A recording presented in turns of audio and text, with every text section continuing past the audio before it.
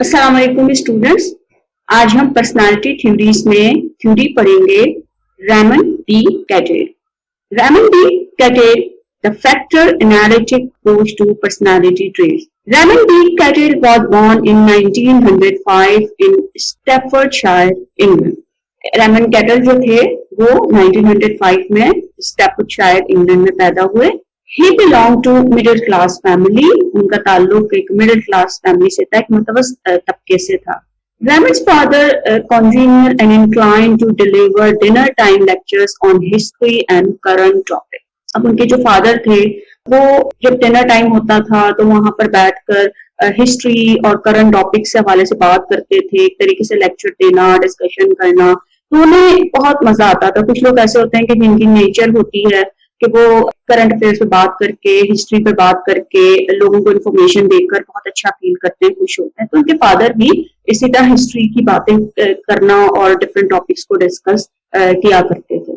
He labeled his father's career design engineer apparently in reference to the elder Cattell's role in grandfather's field manufacturing business। तो चूंकि इनके grandfather का manufacturing business था तो उसी reference में बात करते हुए अपने फादर के कैरियर को डिजाइन इंजीनियर कंसीडर करते हैं। Cattle describe a warm relationship with his mother. इनको अपनी माँ के साथ इनका एक बड़ा अच्छा रिलेशनशिप था, एक वार्म रिलेशनशिप था। High intelligence Cattell distributed to himself came mostly from her family. अब जो इनकी इंटेलिजेंस थी, क्योंकि उन्होंने इंटेलिजेंस पे भी बड़ा काम किया है, तो इनके जो अपना इंटेलेक्चुअल लेवल था उसको ये एट्रीब्यूट करते हैं अपनी मदर की फैमिली के साथ, कि इन्होंने वहां से इनहेरिट किया है। इनके अंदर ये जहानत जो है इनकी ननियाल की तरफ से, इनकी मदर की फैमिली की तरफ से आई है। This judgment is interesting because it shows an early orientation to conceiving of intelligence as mostly inherited। अब ये जो जजमेंट की ये वक्त के साथ बड़ी इंटरेस्टिंग भी हुई, क्योंकि जो इंटेलिजेंस है उसको उसके बारे में ये कहते हैं कि इनहेरिट होती है। इस हवाले से जो ओरिएंटेशन है, क्या आइडिया है कि ये इनहेरिट की जाती है, ये इंसान को मिलती है, ये इनबॉर्न होती है और ये ट्रांसफर होती है।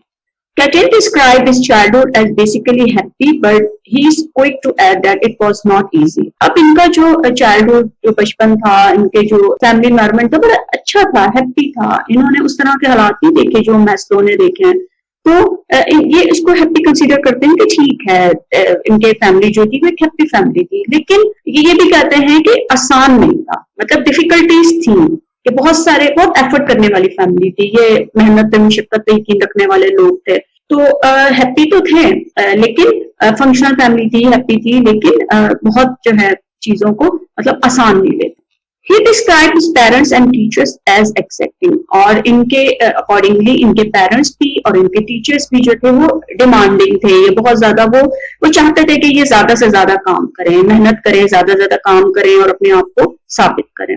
The symptoms of stress Cattell showed later in life were born of the strong drive to achieve instilled in him by the circumstance of his family middle class standing and the pressure exerted in him by his parents। अब ये middle class के थे, तो अमूमन ऐसा होता है कि जो मिडिल क्लास में होता है तो अगर बच्चा इंटेलिजेंट भी है और फैमिली भी फंक्शनल है और वो मेहनत पर यकीन रखती है, तो वो बच्चों के ऊपर एक प्रेशर सा होता है, क्योंकि उनका जो एक स्टेटस होता है वो चाहते हैं कि वो उससे ऊपर जाए, वो ग्रो करना चाहते हैं, इकोनॉमिकली ग्रो करना चाहते हैं और वो एक अपने से ऊपर स्टैंडर्ड को अचीव करना चाहते हैं। और ये आप लोगों ने भी ऑब्जर्व किया होगा कि हमारे यहाँ भी इस तरह की फैमिलीज आजकल भी होती हैं कि जहाँ अगर मिडिल क्लास फैमिली है वो मेहनत पर यकीन रखती है और अगर उनके बच्चे इंटेलिजेंट भी हैं तो वो और ज्यादा उनसे डिमांड करते हैं और एक उनकी तरफ से एक प्रेशर होता है कि भाई मेहनत करो, पढ़ो, कुछ बनो और आगे जाओ। और वो भी चाहते हैं कि उनके बच्चे जो हैं वो अचीव करें और अपना एक उनका कैरियर हो, वो किसी अच्छी पोस्ट को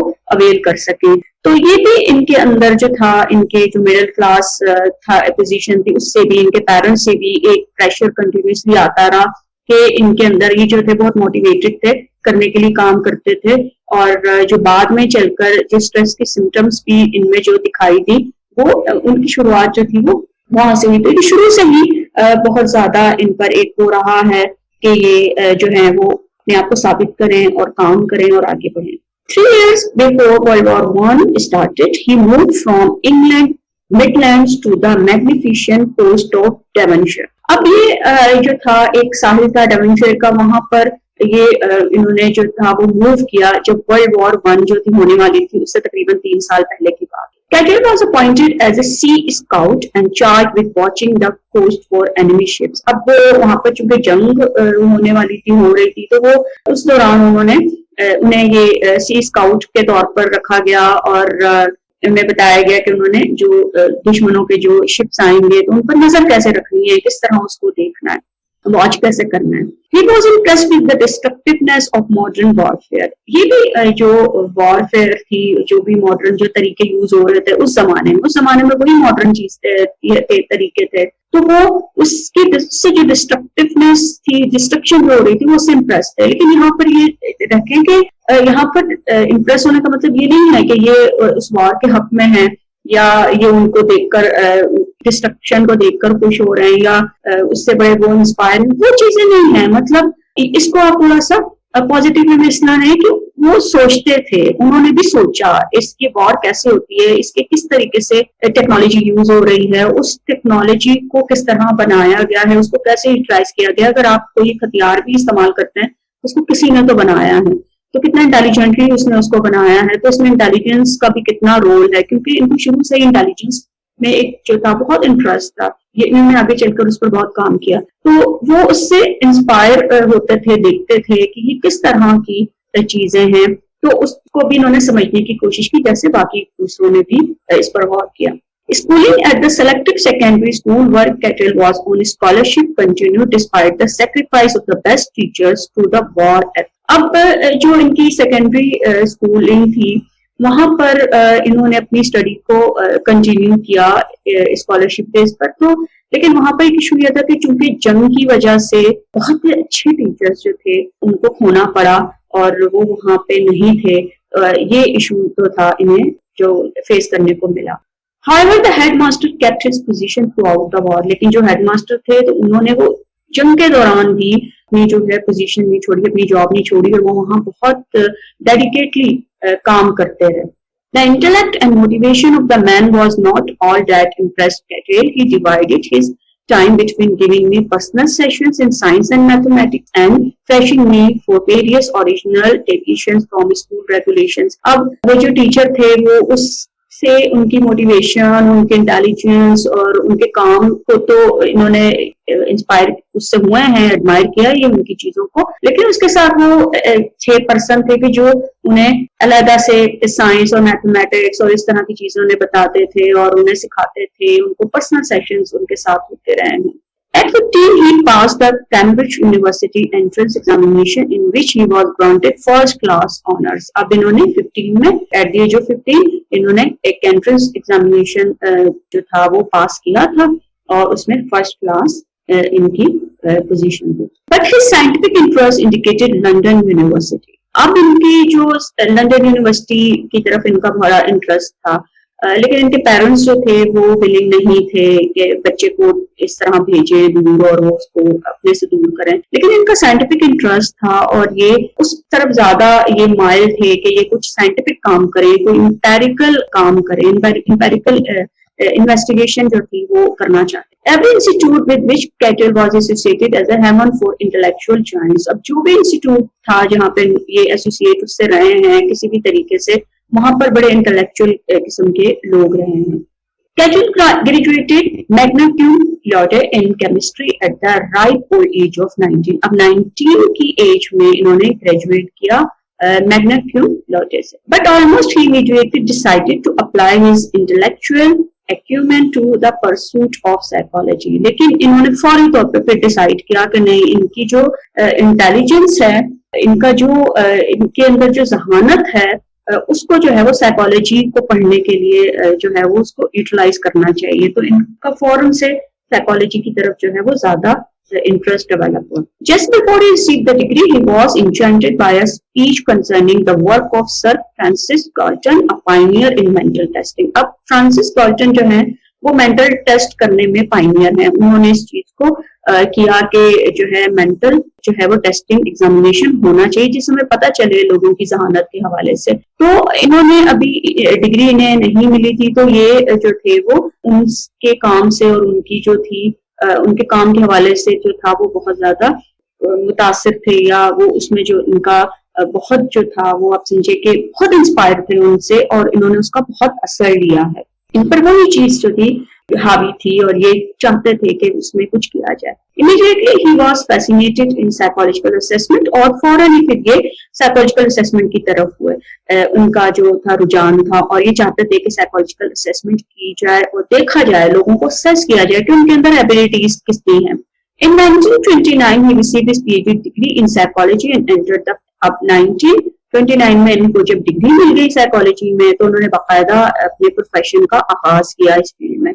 cattle spent 5 years in gaining clinical experience, 5 साल तक ये काम करते रहे ताकि इनको जो है वो क्लिनिकल एक्सपीरियंस जो है वो हो जाए और ये कह सकें कि ये इनके पास सिर्फ डिग्री नहीं है बल्कि इनके पास एक एक्सपीरियंस भी मौजूद है। Then he was elevated to director of a school psychological service in Leicester, Devonshire, England, his home territory. अब ये दोबारा से इंग्लैंड में उनका जो अपना एक होम टेरिटरी थी, उनके घर के आबाई जो आपका इलाके होते हैं उसी की तरफ, तो वहां पर इन्हें जो है वो एक जो है वो डायरेक्टर के तौर पर इन्होंने काम संभाला। During this time he became convinced that intelligence is mostly inherited. अब उस वक्त इनका जो एक था पॉइंट ऑफ व्यू कि इंटेलिजेंस जो होती है, जहानत जो होती है वो इनहेरिटेड है, वो आपके इनबॉर्न आपके अंदर मौजूद होती है, वो ट्रांसफर होती है। In 1936 he wrote an article for the Eugenics Review in which he answered yes to the question. अब 1936 में इन्होंने आर्टिकल भी लिखा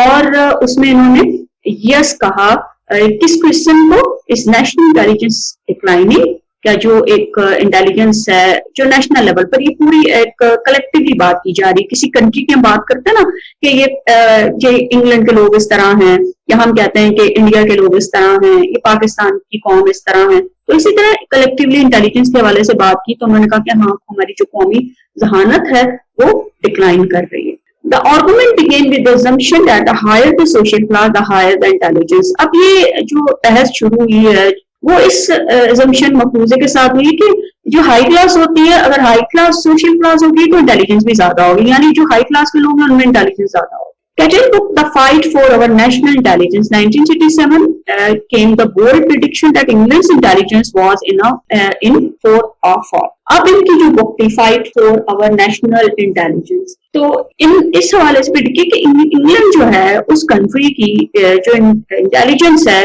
लोगों की वो गिर रही है, मतलब वो पहले जैसे इंटेलिजेंस है, पहले जैसे सही नहीं है, पूरी कौम की जो जहानत है वो डिक्लाइन कर रही है वक्त के साथ। 15 years later there was actually a slight increase in national intelligence, लेकिन 15 साल के बाद जो नेशनल इंटेलिजेंस थी उसमें थोड़ा उसका लेवल जरा बढ़ा, देखा कि भाई ये तो डिक्लाइन हम कह रहे हैं लेकिन अब तो ये जो है वो इंक्रीज हमें नजर आ रही है कि इंटेलिजेंस बढ़ रही है। IQ continues to rise in England and elsewhere in the world. अब वो जो IQ है जो इंटेलिजेंस है वो तो इंग्लैंड में भी बढ़ती है, मुस्तकिल बढ़ रही है और वो समझे पूरी दुनिया में ही हो रही है, बढ़ रही है, उसका IQ लेवल लोगों का बढ़ रहा है। This disappointment didn't deter Cattell from continuing his membership in the controversial Eugenics Society. अब जो यूजेनिक सोसाइटी इन्होंने ज्वाइन की हुई थी वहां पर ये काम कर रहे थे वो जरा कॉन्ट्रोवर्शियल था, उस पर काफी डिबेट होती रही है। तो ये जो इन्होंने IQ में इंक्रीज देखी कि राइज है ये तो बढ़ रही है, तो इस वजह से भी इस मायूसी ने भी उनकी हिम्मत नहीं तोड़ी कि उनको अपने काम से नहीं रोका और उन्होंने वो जो मेंबरशिप उनके पास थी उसको उन्होंने कंटिन्यू किया, यूजेनिक सोसाइटी के लिए काम करते रहे हैं। Eugenics is the application of genetics to the improvement of human biological and psychological characteristics. अब यूजेनिक सोसाइटी जो है वो काम किसके लिए करती है कि जेनेटिक्स के जरिए जो है वो इंसानों की बायोलॉजिकल फिजिकल कैरेक्टरिस्टिक्स को इम्प्रूव किया जा सकता है कि हम जेनेटिक्स पे स्टडी करें, जेनेटिक्स के रोल को देखें, हम कुछ ऐसी स्ट्रेटेजीज यूज करें तो हम लोगों को जिस्मानी और जहनी तौर पर उनकी कैरेक्टरिस्टिक्स को चेंज कर सकते हैं, उसमें इंप्रूवमेंट ला सकते हैं। अगर किसी में कोई ड्रॉबैक नजर आ रहा है, आपको लगता है कि ये इसमें ये प्रॉब्लम जेनेटिकली इसमें जाएगा, तो आप उसको रोक सकते हैं, उसकी प्रिवेंशन कर सकते हैं। Cattail didn't change his mind on Eugenix. अब कैटेल ने अपना जहन चेंज नहीं किया, वो यूजेनिक सोसाइटी के हवाले से उसी तरह सोचते थे, उसी तरह वो काम भी करते रहे। Citing lines from Catel's 1987 book Beyondism, Religion from Science, where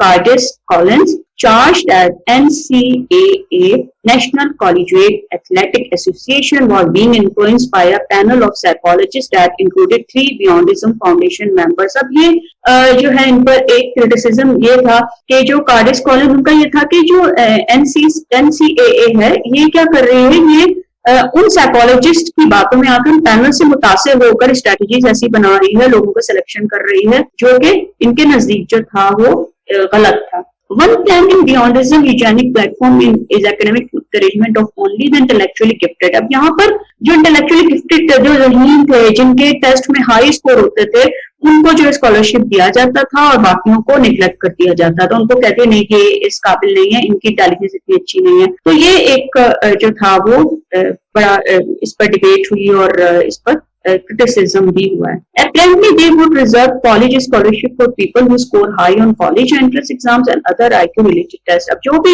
entrance exam होता था या IQ से related जो भी टेस्टिंग होती थी, उससे जो रिजल्ट आता था उसमें जिनका हाई स्कोर होता था उनको स्कॉलरशिप उनके लिए रख दी जाती। They would deny scholarships to most others, और इसके अलावा बहुत सारे जो दूसरे उनको स्कॉलरशिप नहीं मिलता था। As the NCAA is embroiled in a controversy over whether disadvantaged minorities of low academic standing ought to be allowed athletic scholarship, Collins objected to the influence of Beyondism advocates. अब यहीं पर बड़ी चीज आ गई कि सिर्फ आप जो है अगर इस हाईली लोगों को दे रहे हैं, इंटेलेक्चुअल लोगों को, गिफ्टेड लोगों को दे रहे हैं, तो जो दूसरे हैं तो वो तो पीछे रह जाएंगे, तो उनको भी तो अलाउ करें कि वो भी एथलेटिक स्कॉलरशिप ले सकें।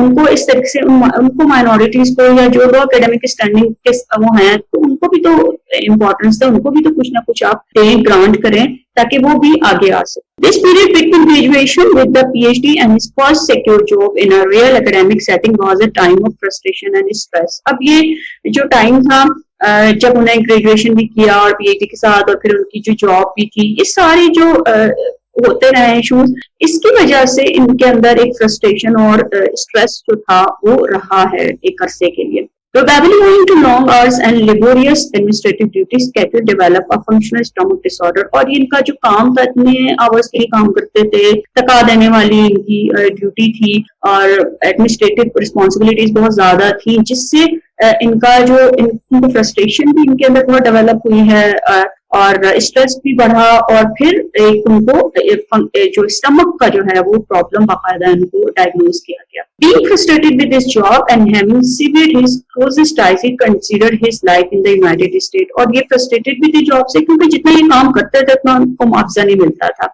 वो सैलरी से और अपनी नहीं थी, उनकी जरूरियात पूरी नहीं होती थी और जितने इंटेलिजेंट थे, जितने कॉम्पिटेंट थे और जितना ये काम करते थे उस हिसाब से इनको जो है वो अपनी जॉब से वो जो है वो रिवॉर्ड उस तरह का नहीं मिला, तो ये इस हवाले से भी फ्रस्ट्रेटेड रहते थे। फिर फैमिलीज में भी इशू शुरू हुए, फाइनेंशियल नीड्स उस तरह पूरी नहीं हो रही थी। फिर इन्होंने यूनाइटेड स्टेट्स में सोचा कि वहां पर अपनी जिंदगी जो है वो गुजारे। Edward L. Thorndike had read The Fight for Our National Intelligence and was so impressed and that he offered Catel a position at Columbia University Chess College in New York City. अब जो Thorndike थे उन्होंने इनकी book पढ़ी The Fight for Our National Intelligence, तो वो बहुत ज्यादा इससे इंस्पायर हुआ और उन्होंने कैटेल को कहा कि आप कोलंबिया यूनिवर्सिटी टीचर कॉलेज में यहाँ पर आप हैं न्यूयॉर्क में, यहाँ पर आप जो है वो बाकायदा ज्वाइन करें। From there, he moved to the G. Stanley Hall Professorship at Clark University and then to a lectureship at Harvard. और फिर वहीं से मूव करते हुए ये स्टैनली हॉल प्रोफेसरशिप है जो क्लार्क यूनिवर्सिटी थी, वहां पर उन्होंने प्रोफेसरशिप की जो है वो उसको अवेल किया और फिर इसके बाद हार्वर्ड में लेक्चरशिप की पोस्ट को इन्होंने अवेल किया। After a time at Duke University, he accepted a research professorship at the University of Illinois. अब फिर इसके बाद इन्होंने जो यूनिवर्सिटी ऑफ इलिनॉय तो वहां पे रिसर्च प्रोफेसरशिप की भी इन्हें एक जॉब मिली, पोस्ट मिली और इन्होंने उस पोजीशन पर भी काम किया। In 1937, Catel retired from the University of Illinois and eventually settled in Hawaii, where he continued to teach, write, and enjoy his lifelong passion for sailing. अब 1973 में ये जब वहां से रिटायर्ड हुए इलिनॉय यूनिवर्सिटी से, तो फिर ये हवाई में सेटल हुए, जहां पर ये पढ़ाते भी थे, टीचिंग भी करते रहे हैं, लिखते भी रहे हैं, और इसके अलावा इनको एक और इनका जो पैशन था, इनको एंजॉय करते थे सेलिंग को, इन्होंने उसको भी वो किया और उसे भी जिंदगी का हिस्सा बनाया, और इससे जिंदगी से जो लुत्फानंदोज भी होते रहे हैं। He died on February 2, 1998 में इनकी डेथ